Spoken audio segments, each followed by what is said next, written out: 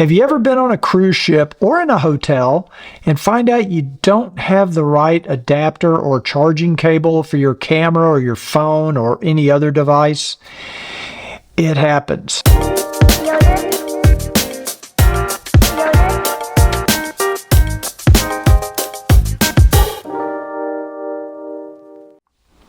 Hey cruisers, welcome back to Cruise Report, and today we're going to talk about all the tech that we travel with. Some of it's really not even high tech, it's just stuff that we travel with, but it's going to make cruising much more enjoyable, much easier, and I've laid out some of my favorite things that we've learned over the years we simply just can't travel without.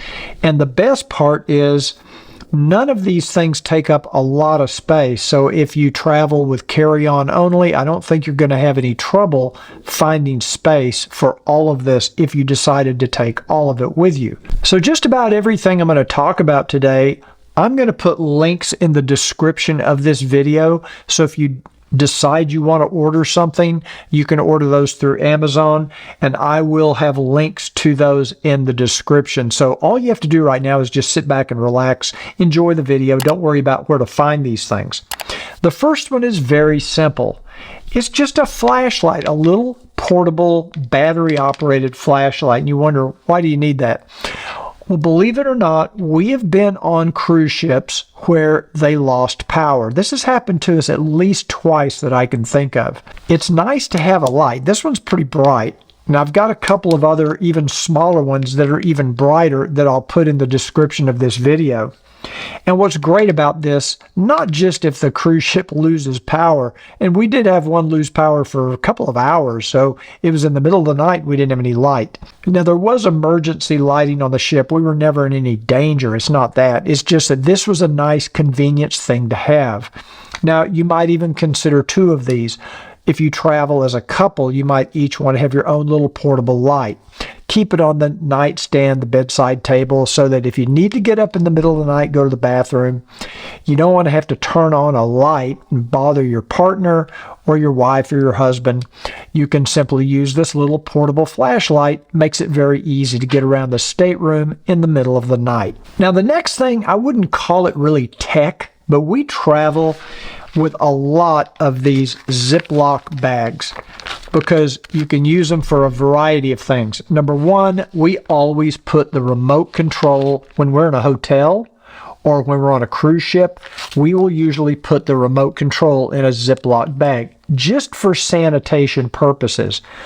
But these are also great for storing liquids and other things that you don't want to have the risk of them leaking if you're in your luggage. Another thing I use these for is they're great to protect your camera in the rain. So what you can do is you can cut a little slit in the top of this bag, and then you slip it down over your neck strap for your camera so that it's basically upside down, and it will catch. The slit is small enough where it will catch on the camera, and it will cover up your camera and keep it out of the rain. When you're ready to take a picture, all you have to do is slide it up, take your picture, and then slip it back down. And you can use the gallon size, will work fine with a 35mm DSLR style camera, mirrorless camera. Even with a pretty large lens, it'll actually cover quite a bit. I used one of these in Antarctica recently because we were getting some rain and snow in Antarctica, and I didn't want my camera to get wet. And it's just a very simple, inexpensive, cheap thing. Take a few of these with you. You'll be glad you did. You'll be surprised how you use these. Kind of along that same line is I see a lot of people walking around with their iPhones or their cell phones and or their iPads, and they're taking pictures of everything, holding them with their hand. I can't tell you how many times I've seen people drop their iPhone either on the ground or on the deck of a cruise ship, and heaven forbid it falls overboard. It's gone forever. If it gets in the ocean, it's gone. So I always recommend that you have a neck strap attached to your camera case Now, I just put a new case on this camera, and it's not really very good for this, but most of them are stiff enough to where they'll very easily hold their own weight. You can see this one kind of pulls up a little bit, but even it would work. And so basically, you've always got your camera on a strap around your neck, so you don't have to worry about it falling. And of course, you can use the Ziploc idea if it's raining or wet. This way you can take a picture, turn the camera off, put it back down, and you don't have to worry about dropping it. Always, these are inexpensive. I think they're $10 or $15 on Amazon. Get a neck strap, and it has a quick disconnect. So if you need your phone off the neck strap, you can simply unhook it. The neck strap stays on, and it'll work with any camera. It doesn't have to be a cell phone. You could use this on a portable camera as well. If you travel with cameras or camera gear or computers, you're probably relying on some sort of a memory stick or memory SIM card, and I always carry extras with me. Here's one for my Sony camera. I also have the micro SD cards for my GoPro or my Insta360 camera, and I always travel with a USB thumb drive. Now, the reason I keep this thumb drive on hand, there's many times that I've had to go to the front desk of a cruise line and have them print something out for me that I downloaded from the internet. Maybe it's a boarding pass for a flight, but you can if you travel with a computer, obviously, you can copy it to this thumb drive and take it down to the front desk, and they can print it for you, or maybe they have an internet cafe where you can put this in and print out your documents. Again, if you travel with a laptop or a computer, it's a good idea to have an external hard drive. I carry this one with me. It's a Toshiba drive. This one, I believe, is 2 terabytes in size, very large. Very inexpensive now, not very expensive. And I use this as a backup drive. I put all of my photos from the trip on one of these external drives. That way, if the computer crashes or something bad happens, I've got everything backed up. So most people nowadays travel with a cell phone, either an iPhone or an Android, some other kind of phone. And how do you charge that phone? Well, you can, of course, plug it in to the charger, but if your phone has wireless charging capability, as our iPhones do, then I always travel with one of these little flat wireless charging pads. They're very inexpensive. They don't take up any space. They don't weigh anything. You can very easily lay them on your nightstand at night, set your phone on them. Now, Ricky, in addition to having an iPhone, also has the Apple Watch, and they make one of these that will charge both her phone and the Apple Watch at the same time. And they have the USB-C connector here on the back, and she keeps this on her nightstand when we travel, and it folds up very nicely for travel. Very lightweight, very reliable. We haven't had any problems with this, so check it out. Now, when it comes time for AC adapters, if you've been on many cruises, you know that they sometimes don't have very many USB ports in the stateroom, or they don't have many US-style 110 outlets. There may be very few, but they do have the European style that have the 2 pins. Now, there's a couple of different options for this. The simplest option is this little plug adapter here, which plugs in the 2-pin and converts it to a US style, a female style adapter, so you can plug your US style into here. However, remember, you're still getting 220 volt. All of the European outlets on a cruise ship will be circulating 220 volt, 200 to 240 output. So you want to make sure whatever you're plugging in here will operate at 220. Rule of thumb is almost all of your camera, chargers, telephone charging, they'll all accept anywhere from 110 all the way up to 240 volts. So you're okay with those devices.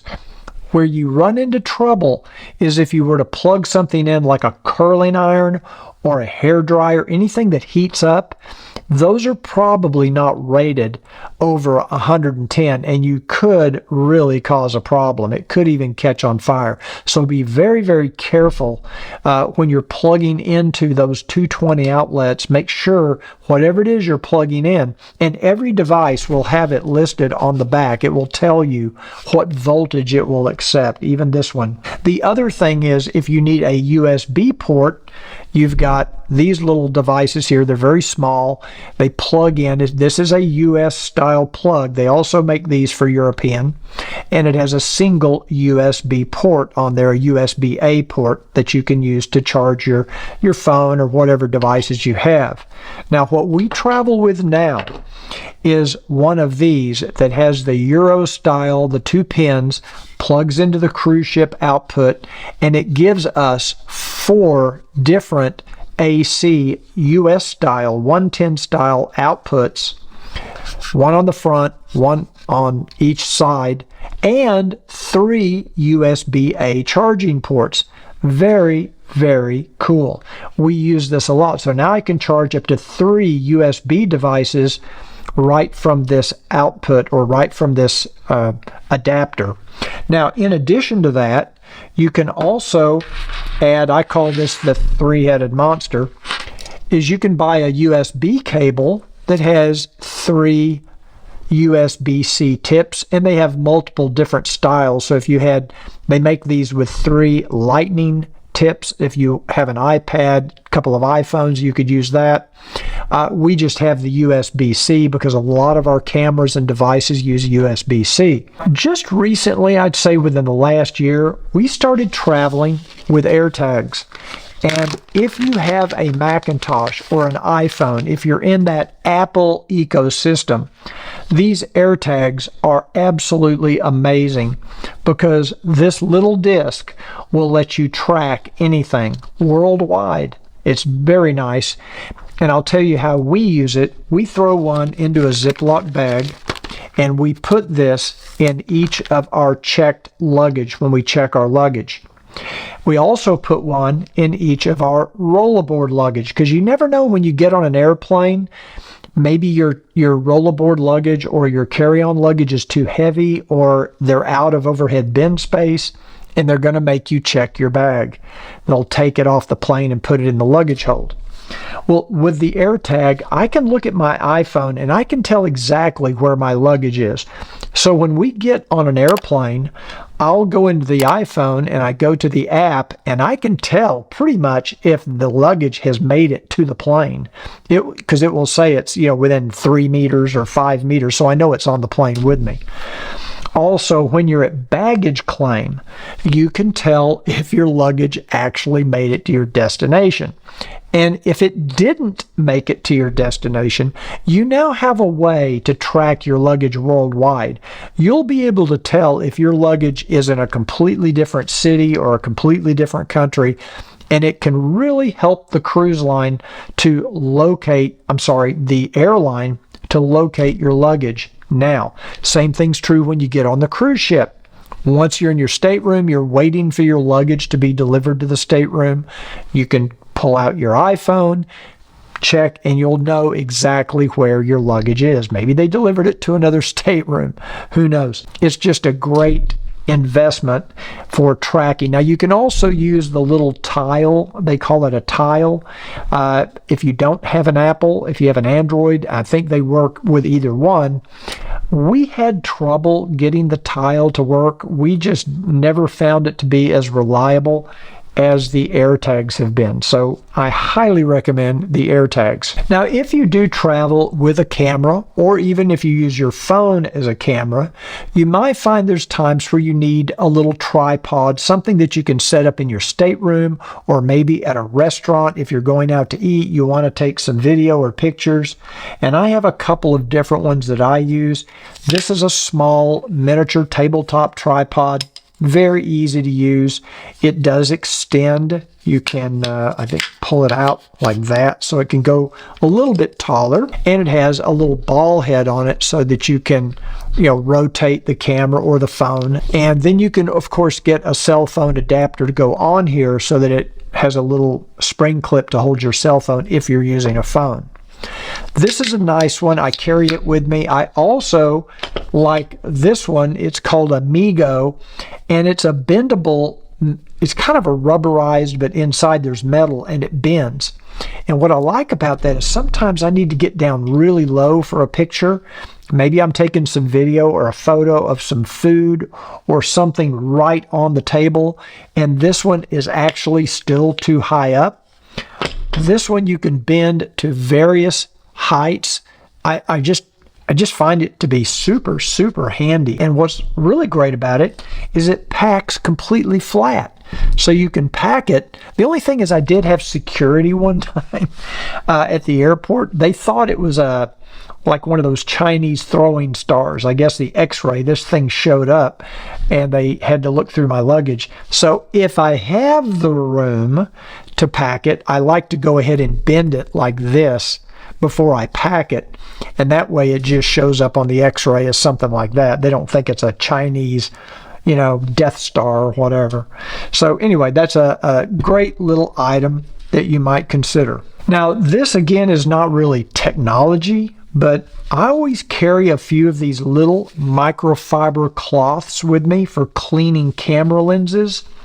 I always keep one in my pocket because, especially with your phone, you'll always accidentally smudge it with your fingers, and then you're going to end up with blurry photos. Keep one of these little you can get them anywhere. A lot of places give them away to you when you buy a camera or you buy something, they'll give them to you. We even have some, like Silver Sea. Here's one that has Silver Sea printed on it.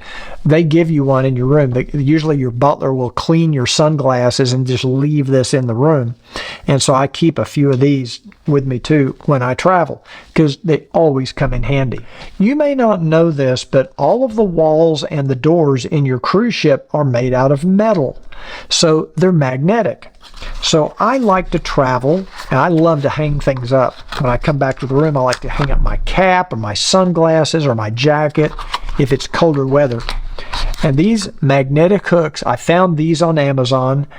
I used to use a different hook, but they were not nearly as strong. These things are super, super strong. These are strong enough to where they'll actually hold a jacket. I had some before that you could hold a cap or a pair of sunglasses, but they wouldn't hold anything heavier than that. It'd just start sliding down the wall. These things are super, super strong. We don't travel without magnets. We have 4 of them. We put them on the wall, and now we got room. When we come back to the room, we can hang our backpack, hang our jackets, hang our caps. It just gives you more storage space. So that's a quick overview of all the stuff we travel with when we go on a cruise. If you have something that I didn't mention that you travel with that's really beneficial to your travel, makes life easier, put it in the comments down below. I'd like to know what it is, and we'll share that with our audience. If you found this video helpful, I'd appreciate it if you click that thumbs up because it really does help out our YouTube channel. So anyway, thanks again for joining me today, and as always, until I see you next time, smooth sailing.